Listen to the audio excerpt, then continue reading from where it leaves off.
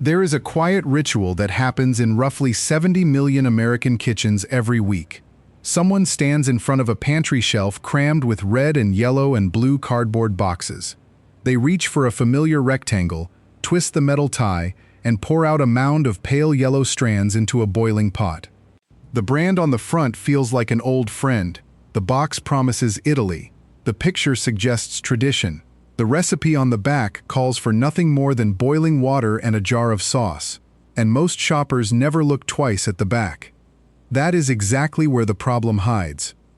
Because most of what sits in the American pasta aisle is not really pasta in the way pasta is meant to be understood. It is industrial wheat product. It is designed to ship, sit on shelves for years, cook predictably in 8 minutes, and absorb a heavy domestic red sauce without breaking apart. The trade-off is texture, taste, and authenticity, and almost nobody is told they are paying for that trade-off.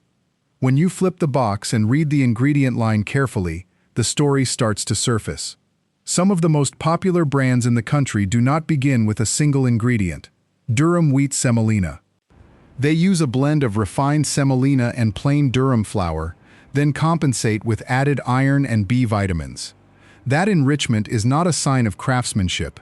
It is the fingerprint of a milling process that stripped the natural nutrition out of the grain in the first place. Then there is the die. Pasta gets pushed through a shaped opening. The opening itself is the difference between sauce that clings and sauce that slides off.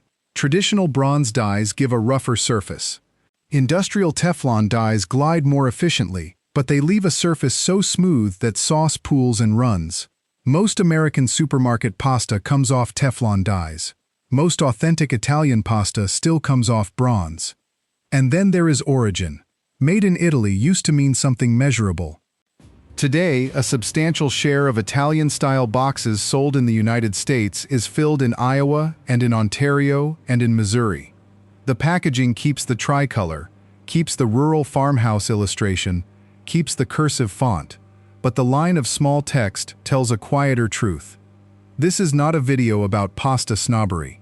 It is a video about what you actually paid for, what you actually got, and how to read a box in 11 seconds so you stop buying the same compromise on autopilot. We are going to walk through 6 of the biggest spaghetti brands Americans grab every week, in escalating order, and explain what each one quietly gives up. Then we will close on 3 brands that genuinely do the craft the front of the box implies. By the end, you will know exactly which boxes are worth keeping on the shelf and which ones are doing the least work for the highest price. Most shoppers do not pick a brand with intention.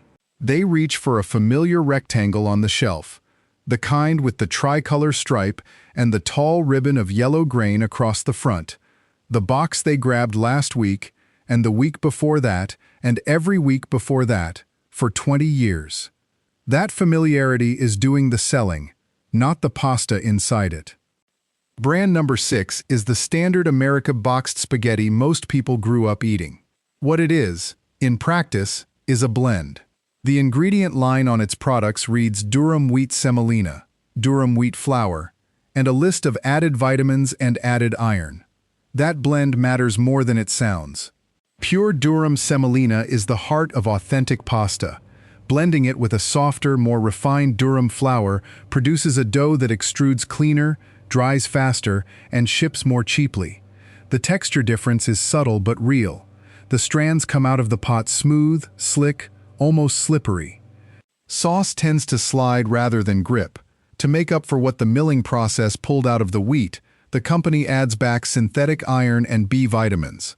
The label calls this enrichment. The honest translation is that the wheat was depleted, then patched. Then there is the extrusion. This brand runs most of its shapes through Teflon dies. Teflon dies are smoother inside. That means less friction on the dough, faster production, less risk of tearing, and a final strand that looks uniform and clean. The cost of smooth is exactly what you would expect. Sauce does not cling. If you have ever had a plate of spaghetti where the sauce slides off into a sad little puddle at the bottom and you wondered why, the answer is often right here. The die did not do its job because industrial efficiency made sure it could not. Origin is the last quiet compromise. Many of these boxes are filled in Italy. Not all. Some product codes reference North American mills. Either way, the front of box artwork and the word Italy do almost all the marketing work most shoppers actually rely on. Brand number 5 is the kind of box every American kid grew up seeing. It sits in the bottom shelf of the pasta aisle almost everywhere, priced aggressively, marketed as family weeknight friendly. The visual on the front is an old-style farmhouse in red and white. The seal of authenticity reads, "Made in the USA." Here is what the back actually says. The ingredient line begins with enriched semolina. After the semolina, you get the same list of added B vitamins and added iron that tells you the wheat itself was processed and then fortified. There is nothing unusual in this list. Almost every mass-market American pasta brand uses the same enrichment pattern. But that is exactly the point. The whole category is converging on a single kind of compromise.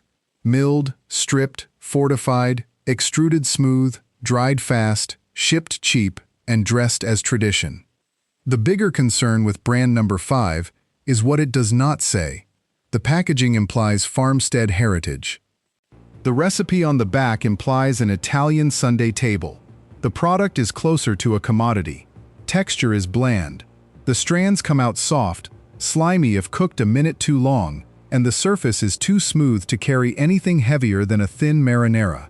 If you like your spaghetti drowned in sauce and Parmesan, this brand will not offend you. If you want pasta that tastes like pasta, you will notice the gap every single time. Out of the pot, the strands already look tired, more like pale straw than like noodles still holding the texture of fresh wheat. Now, none of this is dangerous.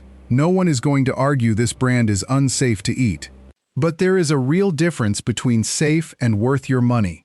When you are paying a price that pretends to honor tradition, and the contents are a commodity shaped to look like tradition, that is a trust gap worth naming. Brand number 4 carries the same basic American pattern, but on an even bigger scale. This is the brand on the world's largest spaghetti box campaigns. It is the brand behind in-store coupons, end cap displays, and that cartoon-style pasta mascot. If you have ever walked past a Walmart pasta aisle and felt the entire shelf was held up by one logo, you already know the brand. The ingredients are what you would guess: semolina and added vitamins and added iron. Everything in the formulation is engineered for cost. The wheat is sourced from wherever the contract is cheapest this quarter. The drying process is mostly high-heat tunnel drying, designed to push product out the door quickly. The extrusion is through Teflon dies, both because it is faster and because the resulting surface is more uniform on a packaging line that is filling millions of boxes a month. The execution is competent. The product is reliable. The price is genuinely low. The box does what a box is supposed to do. It lasts in the pantry and it does not break in the pot. That is the honest reading. The dishonest reading is the one the box tries to encourage. The image looks like the family-owned Italian bakery you have never been to. The font looks like a 1920s Italian grocery. The brand language leans into the heritage of pasta itself. None of those things are lies exactly, but they are decorative. They are not the product inside. The product inside is an efficient industrial carbohydrate engineered to feed a family for $1.50. That is fine. You should just know. Brand number 3 holds a strange position.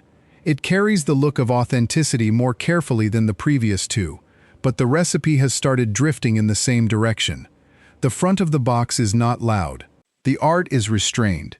The brand feels European and considers itself a step up from the commodity shelf. It is also one of the most universally available names in US supermarkets, which means a lot of people reach for it thinking they have already made the better choice. Here is what the panel says on most of its products: durum wheat semolina, durum wheat flour, vitamins, iron. Same pattern again. Pure durum semolina on the first line, then a softer durum blend, then enrichment added back. The texture is slightly better than the lowest tier brands, but only slightly. The Teflon die story is the same, smoother, faster, and the sauce does not adhere the way authentic bronze-cut pasta would. What makes this brand number 3 is the trust gap. It is positioned as craft without doing the craft. You pay a few cents more than the boxed commodity, and you expect that premium to land on the plate. It lands on the box.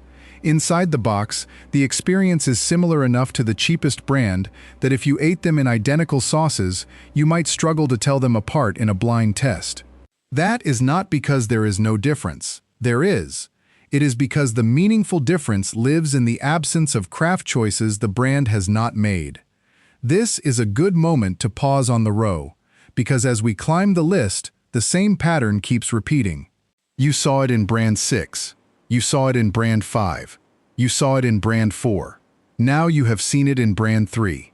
America boxed spaghetti, at scale, has converged on a single industrial formula. The wheat is milled, blended, fortified, extruded smooth, dried fast. The branding on the front varies. The substance on the inside does not. If that realization had landed earlier in this video, it would not have felt earned. Now it does. Let us keep climbing. Brand number 2 is the one that should feel the most unsettling. It is positioned by its own marketing as Italy's most recognized name outside Italy, beloved by home cooks, recommended by chefs, exported to almost every country in the world. It is the brand you have most likely seen at the largest size, in single-serve pasta cups, in airport food courts, in diners, and in your own pantry for as long as you can remember. And the ingredient line is one of the most studied in the industry. Many of its classic boxed shapes list semolina and durum wheat flour and added vitamins and added iron. That blend is the giveaway. Pure durum semolina alone would be a quality choice. Adding a softer durum flour to the same dough lowers production cost and smooths out the extrusion, but it pulls the formulation off the strict traditional path. Even more telling is the texture. This brand runs almost its entire mass-market line through Teflon dies. The marketing language talks about al dente. The shape of the strand is engineered to be uniform to within 1/10 of a millimeter. The downside of that engineering is exactly what the brand cannot easily say out loud. The strands come out of the pot with the mouthfeel of a plastic straw. Sauce does not stay on them. You have probably eaten this brand hundreds of times and felt like the sauce was always a little looser than you wanted, like it never truly grabbed. That is not in your head. That is the dye. Then there is origin. The packaging says Italy. The small print sometimes says product of Italy, but most of the bulk durum for this brand is sourced from North America and Australia and shipped to Italian plants that operate at huge scale but still operate within Italian territory. The word Italy on the front of the box is doing more cultural work than origin work. The plant is real. The wheat is global. The cleaning, the drying, the extrusion, the packaging, that is the actual Italy. But when you open the box, your fork is doing the testing, and the fork does not care which continent the wheat came from. It cares about how the strand feels under the teeth. Again, none of this means the product is unsafe. The boxes are produced under recognized regulatory frameworks. The wheat is tested. The supply chain is audited. But none of that equals the pasta you think you are buying. The pasta you think you are buying, the one the imagery is selling, comes off bronze dies, gets slowly dried at low temperature, and arrives in a box whose flavor you remember from a trip. The pasta inside this box is a parallel product that has been optimized for shipping, for shelf life, for cost, and for the universal expectation that 10 minutes from boil to plate is fine. Brand 1 is the one that surprises most people. It is one of the cheapest spaghetti products on an American shelf. The box is plain, the brand is generic. There is no chef endorsement. There is no farmstead illustration. There is a price tag that suggests the manufacturer saved every cost they could find to save, and the box looks the part. Plastic window, basic typography, no particular story being sold on the front. That plainness is almost refreshing next to the heritage theater of every other box on the aisle. The ingredient panel reinforces that impression. Semolina, added iron, added B vitamins. Same enrichment pattern as the premium tier. Same Teflon dye assumption. Same high heat tunnel drying. The texture out of the pot is soft. The sauce does not grip. The strands flatten under their own weight if you leave them in the water an extra minute. There is no alchemy here. There is no hidden step that makes this brand secretly better than the rest of the bottom shelf. It does what industrial spaghetti does. Nothing more, nothing less. So why is it brand number 1 instead of brand 6? Because brand 1 does not pretend. The price matches the value. The product matches the price. If you bought brand 1 with clear eyes, you got a calorie delivery vehicle, and you paid a calorie delivery price. There is no deception in the gap between the box and the bowl. There is also no craft. The reason it sits at the top of a video about brands to avoid is not because it is uniquely bad. It is because it is the category's own honest confession. Every other brand on this list is selling brand 1 plus decoration. When you pay for the decoration, you get brand 1 anyway. Here is the part of the video you actually came for. If the first half of this list reveals that most America boxed spaghetti is the same industrial compromise in slightly different packaging, the second half reveals that there are 3 brands that quietly keep doing it differently. They use true durum semolina. They run the dough through bronze dies. They dry slowly. Some are Italian by origin, some are not, but they replicate the Italian method with intent. They cost a little more. They taste considerably more like pasta. The first brand worth trusting is a name you probably already know if you ever made a trip to a specialty store and wandered over to the Italian shelf. The packaging is red and green and gold, and the typography feels like an old market sign. The front does not need an exaggerated picture of wheat because the brand does not need to sell the concept of pasta to you. It assumes you already understand pasta. The ingredients on the back of this brand lead with a single phrase: durum wheat semolina. Nothing else in disguise. The water is implied. The vitamins and iron on some of its shapes are smaller in quantity than the enrichment on most American boxes, and they read as supporting rather than corrective. This brand still maintains a slower drying cycle, and the surface of every strand is visibly rougher than the smooth Teflon-coated pasta you have been getting used to. That rough surface is what makes the sauce one with the noodle rather than floating on top of it. The bronze die is the visible fingerprint of that roughness. The mouthfeel is the real signature. The strands come out of the pot with a faint grain on the surface that you can feel with your tongue. The center has a clean bite when you cook it correctly. The flavor of the wheat is present instead of buried. You can taste the difference even in a heavily sauced dish because the pasta has its own voice. The cost is higher, not by a lot, $2 to $3 more per pound than the bottom shelf commodity. That is the real cost of eating actual pasta in a country where the pasta aisle has been optimized for cost. It is not a luxury purchase. It is the same age-old method the Italian aisle was named after. The second brand worth trusting hits harder for value. It is a U.S. brand that started in the sauce aisle and worked backward into pasta with the seriousness of a small Italian mill. The package is plain. The story is bigger than the box. The ingredient line is just 2 words long. Durum semolina, water. That short list is not a marketing trick. It reflects what the company is actually doing. This brand mills its own semolina, runs it through bronze dies in small batches, and cuts the shapes carefully. That last detail matters more than it sounds. Most American pasta is extruded through dies at industrial speeds and dried in tunnels heated well above what traditional slow drying would accept.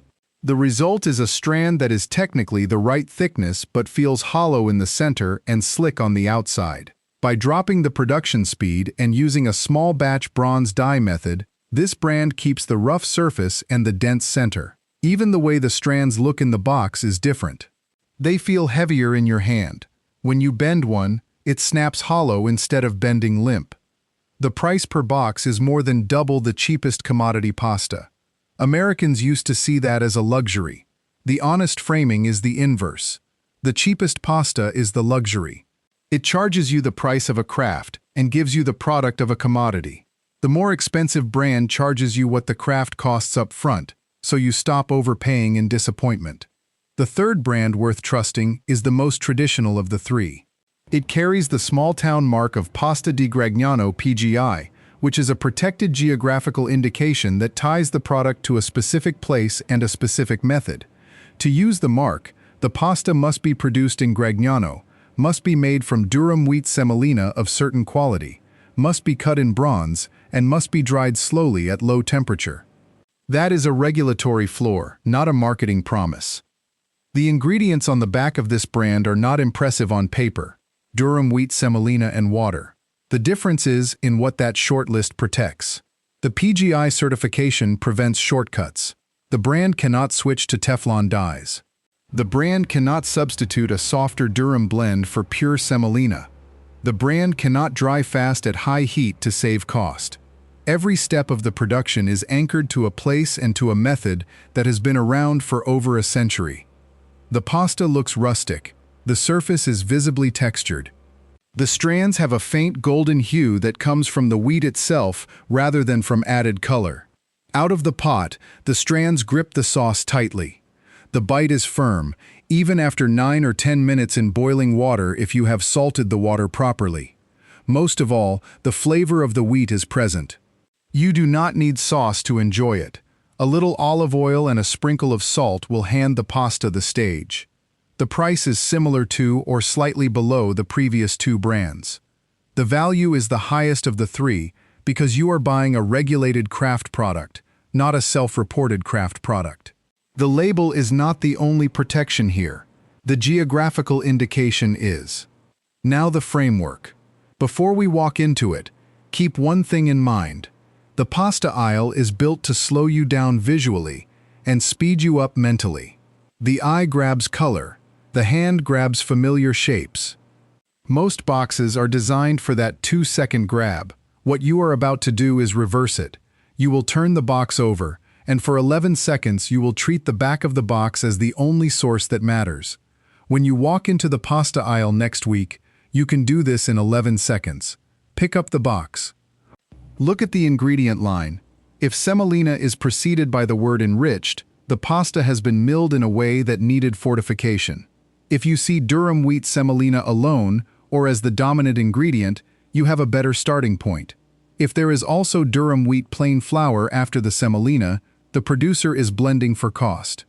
The single ingredient panels matter. Second, look at the origin line. Product of Italy is regulated wording in many markets. Made in Italy from imported ingredients is a different reality. Made in the USA from US and imported wheat is a third reality. Each one is a distinct supply chain with distinct price and quality implications. Third, look for bronze.